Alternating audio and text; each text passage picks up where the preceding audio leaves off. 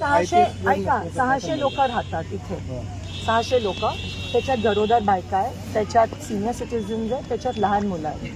ठीक आहे, त्यांचा रस्ता होता, डीपी प्लॅनमध्ये रस्ता होता, महानगरपालिकेने अप्रूव्ह केलेला रस्ता होता, जिथे त्यांना MSCB लाईन्स होत्या, ड्रेनेज लाईन्स होत्या, पाण्याच्या पाईपलाईन्स होत्या. अचानक तो रस्ता तोडण्यात आला, अचानक. ओके, ठीक आहे, मी मान्य करते. जेव्हा अचानक रस्ता, right of way, constitution article 14-19,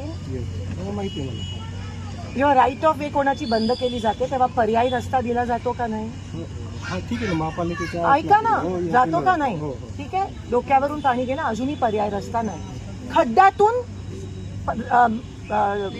करत होते, बाहेर येत होते, आता ते पण ब्लॉक केलं. आता जसे तुम्ही आलात तसं रात्री त्या माईला लेबर पेन सुरू झाले तर तिला असं जावं लागणार आहे. बरोबर आहे. मग ते एक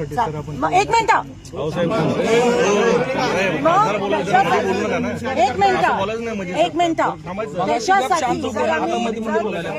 इतके दिवस जर पर्यायी रस्ता मागतायत तर तो दिला गेला पाहिजे का नाही? महापालिकानं दुसरीकडे कोणाकडे? दुसरी गोष्ट, हे काम जोपर्यंत रस्ता होत नाही तोपर्यंत थांबायला पाहिजे. कारण का काल रात्री मी इथे आलेली, ऐका, रात्री मी इथे आली, आज सकाळी अजून खोदून ठेवलंय. हे सिनियर सिटीजन फ्रॅक्चर ह्या बायका आहेत, ह्या बायका लागलेलं आहे, पडलोच आम्ही 2-3 तुम्हाला काय मागून रस्ता पाहिजे काय? बघा रस्ता कुठे पर्यायी पाहिजे. एक मिनिट. एक पहिली गोष्ट, तर हे पोलिसांच्या अखत्यारीत येत नाही.